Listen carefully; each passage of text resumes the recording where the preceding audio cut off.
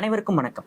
வெல்வது நிச்சயம் 2025 அப்படிங்கிற டைட்டில் ஃப்ரீயான டெஸ்ட் சீரியஸ் அண்ட் கிளாஸஸ் அப்படிங்கிறத நம்ம ப்ரொவைட் பண்றோம். ஸோ அதுபடி +1 +2 பொலிட்டிக்கல் சயின்ஸ் புக்ல இருக்கக்கூடிய சிலபஸ்ல கவர் ஆகக்கூடிய லெசன்ஸ் எல்லாமே நம்ம கம்ப்ளீட் பண்ணிட்டு வந்துட்டு இருக்கோம். ஸோ அதுபடி லாஸ்ட் வீடியோல 11th பொலிட்டிக்கல் சயின்ஸ்னுடைய 11th லெசன்ல இருக்கக்கூடிய தேர்தல் ஆணையம் பத்தின விஷயங்கள் வரைக்கும் கம்ப்ளீட் பண்ணியிருப்போம். ஸோ இந்த வீடியோல அந்த லெசனுடைய கண்டினியூட்டியை பார்க்கலாம். ஸோ கட்சி தாவல் தடை சட்டம், ஸோ ஆன்டி டிஃபெக்ஷன் லா. ஸோ கட்சி தாவல் தடை சட்டம் அப்படிங்கிறது எதை பத்தி பேசுது அப்படின்னா, ஒரு நாடாளுமன்ற உறுப்பினரோ இல்ல ஒரு சட்டமன்ற உறுப்பினரோ ஒரு கட்சியின் சார்பாக போட்டியிட்டு ஜெயிச்சுட்டு அதுக்கு பிறகு கட்சி தாவறாங்க அப்படின்னா அதுக்கு எதிராக தகுதி நீக்க நடவடிக்கை நம்ம எடுக்கிறோம் அப்படின்னா அதுக்காக கொண்டு வரப்பட்ட விஷயம் தான் கட்சி தாவல் தடை சட்டம் அப்படின்னு சொல்லக்கூடிய ஆன்டி டிஃபெக்ஷன் லா அப்படின்னு சொல்றோம். ஸோ இந்த கான்செப்ட் எந்த அமெண்ட்மெண்ட் ஆக்ட் மூலமா உள்ள ஆட் பண்ணப்பட்டது அப்படின்னா, which was added by the 52nd Amendment Act of 1985. So 1985 கொண்டு வந்த 52வது அரசியலமைப்பு சட்ட திருத்தத்தின் மூலியமா ஒரு நாடாளுமன்ற உறுப்பினரோ இல்ல ஒரு சட்டமன்ற உறுப்பினரோ ஒரு கட்சியிலிருந்து இன்னொரு கட்சிக்கு மாறுறாங்க அப்படிங்கிற பட்சத்துல கட்சி தாவல் தடை சட்டத்தின் மூலியமா அவங்களுடைய உறுப்பினர் பதவி அப்படிங்கறத நம்ம தகுதி நீக்கம் அப்படிங்கறத செய்வோம். ஓகேங்களா? சோ இது ரொம்ப ரொம்ப முக்கியமானது. உறுப்பினரா இருக்கிறவங்களுக்கு மட்டும்தான் இந்த சட்டத்தின் மூலியமா நம்ம நடவடிக்கை எடுப்போமே தவிர, ஏற்கனவே உறுப்பினரா இருந்தாங்க இப்போ மெம்பர் கிடையாது அப்படின்னா அவங்க நம்ம கட்சி தாவல் தடை சட்டம் மூலியமா நடவடிக்கை எடுக்க மாட்டோம்.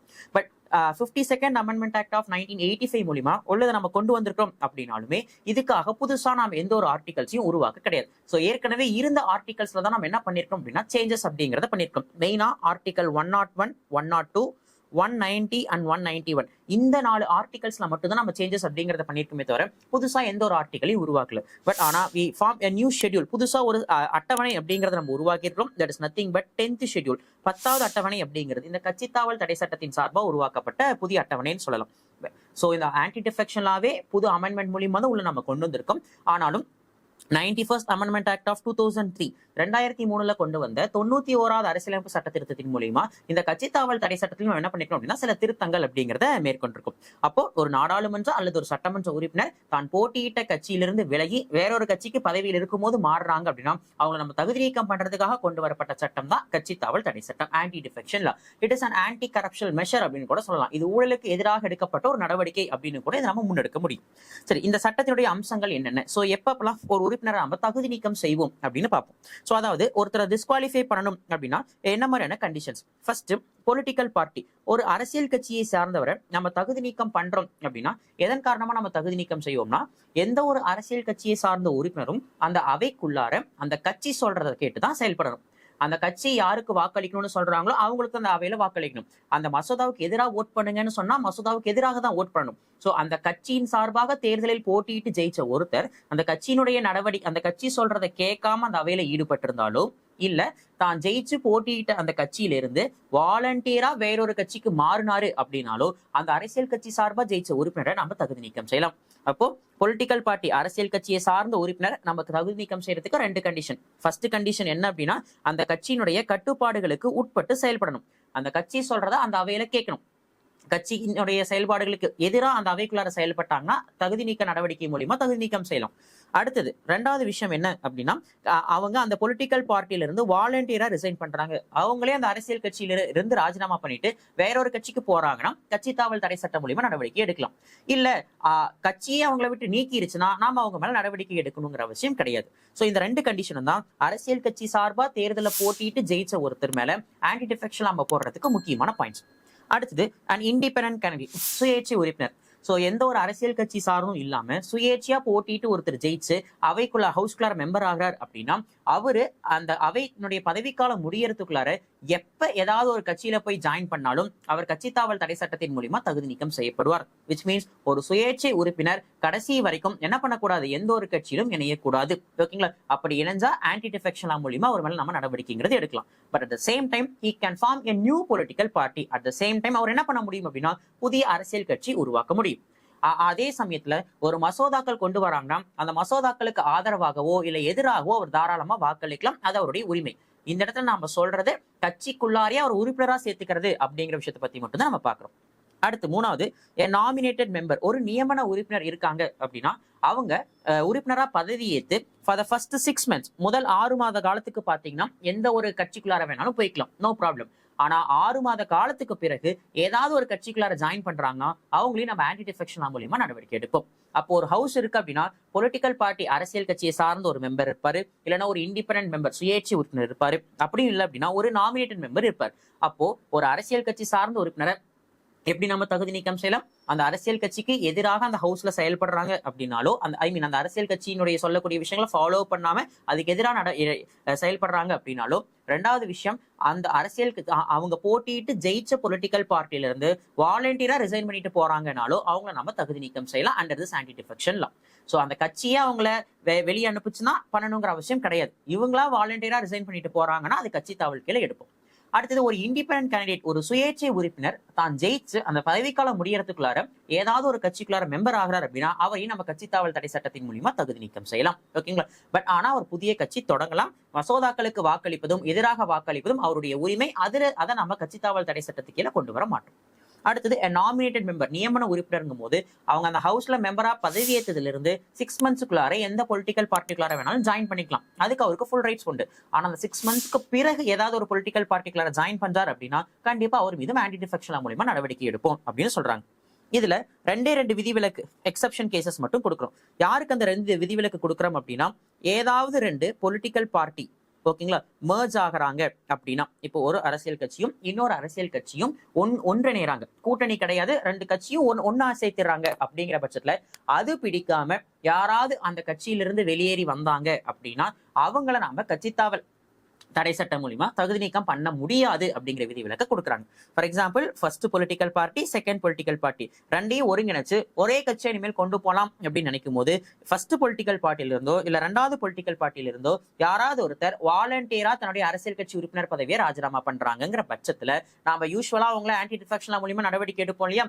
ஆனா 2 கட்சி மர்ஜ் ஆகிறதுனால ஒருத்தர் தன்னுடைய உறுப்பினர் தன்னுடைய கட்சியினுடைய உறுப்பினர் பதவியை ரிசைன் பண்றாருங்கும் போது அவர் நம்ம என்ன பண்ண தேவையில்லை அப்படின்னா கட்சித்தாவல் தடை சட்டத்தின் மூலியமா நடவடிக்கை எடுக்கணுங்கிற அவசியம் இல்ல. இதுல இருந்து அவருக்கு நம்ம விதிவிலக்கு கொடுக்கிறோம்னு சொல்றாங்க. ஆனா இந்த விதிவிலக்கு by 91st amendment act of 2003 2003 கொண்டு வந்த 91வது அரசியலமைப்பு சட்ட திருத்தத்தின் மூலியமா என்ன செய்யப்பட்டதுன்னா நீக்கப்பட்டது. இப்போ அந்த மாதிரி 2 கட்சி இணையறனால ஒருத்தர் தன்னுடைய கட்சி உறுப்பினர் பதவியை ரிசைன் பண்ணிட்டு வந்தாலும் அது ஆன்டி டிஃபெக்ஷன் லா மூலியமா நடவடிக்கை எடுப்போம்னு சொல்லிட்டாங்க. முதல்ல விதிவிலக்கு கொடுத்திருந்தாங்க. ஆனா 91st அமெண்ட்மெண்ட் ஆக்ட் ஆஃப் 2003 மூலியமா அந்த விதிவிலக்கு என்ன பண்ணிட்டாங்க? ரத்து பண்ணிட்டாங்க. இப்ப அப்படி பண்ணினாலும் நடவடிக்கை எடுக்கப்படும். ஆனா 2வது விதிவிலக்கு இப்ப வரைக்கும் இம்ப்ளிமெண்ட் ஆகுது. என்ன அப்படின்னா, ஒரு பிரிசைடிங் ஆபீசர்னு சொல்லக்கூடிய அவை தலைவர் யாராவது தாம் போட்டியிட்டு ஜெயிச்ச ஒரு கட்சியில இருந்து, தட் இஸ் மக்களவை சபாநாயகரோ இல்ல சட்டப்பேரவை சபாநாயகர் இல்ல ஸ்டேட் லெஜிஸ்லேட்டிவ் கவுன்சில் சட்ட மேலவையினுடைய சேர்மன் தலைவர் இவங்கள யாராவது ஒருத்தர் அவங்களும் கண்டிப்பா ஏதாவது ஒரு கட்சியின் சார்பா போட்டிட்டு ஜெயிச்சுதான் வந்துட்டு அவைக்குள்ளார வந்திருப்பாங்க, மெம்பர் ஆயிருப்பாங்க இல்லையா? ப்ராபப்லி ஆளுங்கட்சியா இருக்கிறதுக்கு வாய்ப்புகள் ஜாஸ்தி. அப்படி பிரிசைடிங் ஆபீசர்னு சொல்லக்கூடிய ஒரு அவை தலைவர் வாலண்டியரா தன்னுடைய கட்சியினுடைய உறுப்பினர் பதவியை ராஜினாமா பண்ணிட்டாங்க அப்படின்னா அதுக்காக அவங்க நாம கட்சித்தாவல் தடை சட்டம் மூலியமா நடவடிக்கை எடுக்கணுங்கிற அவசியம் இல்லை. ஏன் அப்படின்னா அந்த பிரிசைடிங் ஆபீசர் அவை தலைவர்னு சொல்லக்கூடியவங்க நியூட்ரலா செயல்படக்கூடியவங்க, நடுநிலைமையோடு இருக்கக்கூடியவங்க. சோ அப்படிப்பட்டவங்களை வந்துட்டு ஒரு கட்சியிலிருந்து ராஜினாமா பண்ணிட்டாங்கிறதுக்காக நாம அவங்களை ரிசைன் பண்ண சொல்லணுங்கிறது அவசியம் கிடையாது அப்படின்னு சொல்லிட்டு பிரிசைடிங் ஆபீசர்னு சொல்லக்கூடிய அவை தலைவருக்கு மட்டும் இதுல நம்ம விதிவிலக்கு கொடுத்துருக்கோம். இது யாருக்கும் என்ன பண்ண கிடையாது, விதிவிலக்கு கிடையாது. ஓகேங்களா? சோ அப்போ ஃபர்ஸ்ட் விதிவிலக்கு, first exception 91st amendment act of 2003 மூலியமா நம்ம ரிமூவ் பண்ணியாச்சு. இப்ப அந்த விதிவிலக்கு கிடையாது. ஆனா 2வது பிரிசைடிங் ஆபீசருக்கு கொடுத்திருக்கிற எக்ஸப்ஷன் இப்ப வரைக்கும் இருக்கு. ஓகேங்களா? ரைட். சோ அப்படி ஒருத்தர் தகுதி நீக்கம் பண்ணணுமா வேண்டாமா அப்படிங்கறதுல இறுதி முடிவு எடுக்கக்கூடிய அதிகாரம் யாருக்கு இருக்கு அப்படின்னா only lies in the hands of the presiding officer. அவை தலைவருக்கு தான் இருக்குங்கிறாங்க. தட் இஸ் மக்களவையா இருந்தா லோக்சபா ஸ்பீக்கர், ஓகேங்களா, சட்டப்பேரவையா இருந்தா சபாநாயகர், மேலவையா இருந்தா தலைவர், ஓகேங்களா, அந்த பிரிசைடிங் ஆபீசர்னு சொல்லக்கூடிய அவை தலைவருக்கு தான் அதுல முழு முடிவெடுக்கக்கூடிய அதிகாரமும் இருக்கே தவிர, ஓகேங்களா, எலெக்ஷன் கமிஷனோ பிரசிடென்ட்டோ இந்த மாதிரி வேற யாருக்கும் அதுல அதிகாரம் கிடையாது. ஓகேங்களா? Right, fine. பட் ஆனா அந்த முடிவுகள் மீது என்ன பண்ணலாம்? They can approach the court, நீதிமன்றத்தை அவங்க நாட முடியும். சோ சபாநாயகர் மற்றும் அவை தலைவனுடைய நடவடிக்கைக்கு பிறகு பாதிக்கப்பட்ட உறுப்பினர்கள் என்ன பண்ணலாம்? உச்ச நீதிமன்றத்துக்கு போலாம். அதுக்கு பிறகு கோர்ட் என்ன சொல்லுதோ அதுதான் வந்துட்டு இறுதி தீர்ப்பு அப்படின்னு சொல்ல முடியும். ஓகேங்களா? பட் ஆனா கட்சித்தாவல் தடை சட்டத்தின் மூலியமா நடவடிக்கை எடுக்கிறதுல ஃபைனல் பவர் யாருக்கு தான் இருக்கு அப்படின்னா only it lies in the hands of presiding officer, அவை தலைவருக்கு மட்டும் தான் இருக்கு.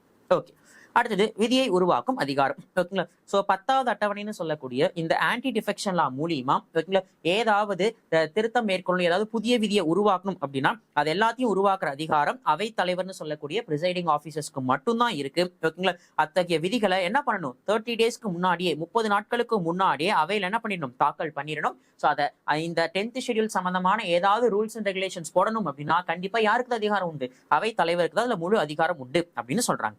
ஓகேங்களா? ரைட். சோ இதுதான் ஆன்டி டிஃபெக்ஷன் லான்னு சொல்லக்கூடிய கட்சி தாவல் தடை சட்டம். சோ இது முழுக்க முழுக்க ஆஸ் அ ஆன்டி கரப்ஷனல் மெஷரா, ஊழலுக்கு எதிரான ஒரு அமைப்பாக தான் இது முழுக்க முழுக்க செயல்படுது. ஓகேங்களா? ரைட். சோ அப்படி இதனால என்ன மாதிரியான நன்மைகள் ஏற்படுது, அதாவது இந்த ஆன்டி டிஃபெக்ஷன் மூலமா என்னென்ன ஃபியூச்சர்ஸ்லாம் நமக்கு ஏற்படுது அப்படிங்கும் போது ஓகேங்களா, சோ ஆதாயத்துக்காக யாராவது, அதாவது ஒரு கட்சியில இருக்காங்க, சோ கோடிக்கணக்கான பணம் தரும் அப்படின்னு சொல்லிட்டு வேற ஒரு கட்சிக்கு போறாங்கன்னு வச்சுக்கோங்களேன், ஏதாவது ஒரு ஆதாயத்துக்காக போறாங்கிற பட்சத்துல சோ அது கண்டிப்பா ஊழலுக்கு வழிவகை செய்யற மாதிரி தான் இருக்கும். அப்படி போறவங்கள இந்த தடுக்கிறதுக்காக தான் இந்த கட்சி தாவல் தடை சட்டம் அப்படிங்கிறது கொண்டு வரப்படுது.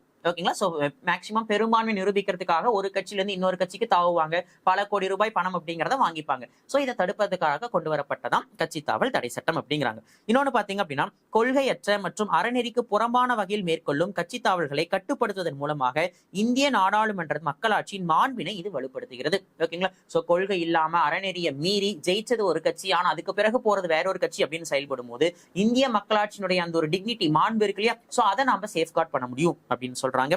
அதுக்கு அடுத்தது சட்டமன்ற உறுப்பினர்களின் கட்சி மாறும் மனப்பான்மையை கட்டுப்படுத்தும் வகையில் அரசியல் கட்டமைப்பினை உறுதியாக வலுப்படுத்துகிறது. சோ ஃபர்தரா இது என்ன பண்ணுது அப்படின்னா அந்த கட்சி தாவம் நடவடிக்கை வந்துட்டு ஃபர்தரா ஸ்ட்ரென்தன் பண்ணுது அப்படின்னு சொல்றாங்க. கட்சிகளை இணைப்பதன் மூலம் சட்டமன்றத்தில் உள்ள கட்சிகளை மறுசீரமைப்பு செய்ய வாய்ப்பு ஏற்படுகிறது. சோ ஒரு கட்சியும் இன்னொரு கட்சியும் மர்ஜ் ஆகுது அப்படிங்கும் போது சோ அந்த பொலிட்டிக்கல் சிஸ்டம் ஃபர்தரா வந்துட்டு ரிஃபார்ம் பண்றதுக்கு, மறுகட்டமைப்பு செய்யறதுக்கு இது ரொம்பவே உதவியா இருக்கு அப்படின்னு சொல்றாங்க. தற்போதுள்ள அரசியல் கட்சிகளுக்கு அரசமைப்பு அடிப்படையில் தெளிவாக அங்கீகாரம் வழங்குகிறது. அரசியல் கட்சிகளுக்கும் பாத்தீங்க அப்படின்னா இதுல நிறைய அதிகாரம் வழங்கப்படுது. ஏன்னா அவங்க ஒரு கேண்டிடேட்டை நம்பி செலக்ட் பண்ணி அந்த இடத்துல ஜெயிக்க வச்சிருப்பாங்க. இந்த டைம்ல அவங்க கட்சி மாறுறாங்க அப்படிங்கும் போது அரசியல் கட்சிகளுக்கும் அது பின்னடைவு. சோ அப்ப அரசியல் கட்சிகளுக்குமான உரிமைகளும் இதுல முன்னுரிமை கொடுக்கப்பட்டிருக்கு. ஓகேங்களா? சோ இப்படி ஊழலுக்கு எதிராக தொடங்கப்பட்ட ஒரு அமைப்பாக தான் இந்த கட்சி தாவல் தடை சட்டம் அப்படிங்கிறது இருக்கு. ரொம்ப முக்கியமான பாயிண்ட், நாடாளுமன்ற சட்டமன்ற உறுப்பினர்களுக்கு மட்டும்தான் கட்சி தாவல் தடை சட்டம் பொருந்துமே தவிர லோக்கல் கவர்மெண்ட், உள்ளாட்சி பிரதிநிதிகளா இருக்கக்கூடிய கவுன்சிலர்ஸ், மேயர்ஸ் போன்றவர்களுக்கு கட்சி தாவல் தடை சட்டம் பொருந்தாது. அண்ட் ஒன் மோர் பாயிண்ட், பதவியில இருக்கும் போது கட்சி மாறினா மட்டும்தான் நடவடிக்கையை தவிர பதவியில இல்லாதவங்க மாறினா எந்த நடவடிக்கையும் இதுல எடுக்க மாட்டாங்க. ஓகேங்களா? இதுதான் கட்சி தாவல் தடை சட்டம் அப்படின்னு சொல்லக்கூடிய ஆன்டி டிஃபெக்ஷன் லா. ஓகேங்களா? ரைட். சோ அடுத்த வீடியோல வந்துட்டு ராஜ்யசபா எலெக்ஷன் எப்படி நடக்குது, அண்ட் தென் வந்துட்டு FPTPன்னு சொல்லக்கூடிய அந்த மெத்தட் ஆஃப் எலெக்ஷன் என்ன, ஸ்டேட் ஃபண்டிங் ஆஃப் எலெக்ஷன்ஸ் என்னென்ன அப்படிங்கிறது எல்லாமே அடுத்த வீடியோல நாம டிஸ்கஸ் பண்ணுவோம். Thank you all.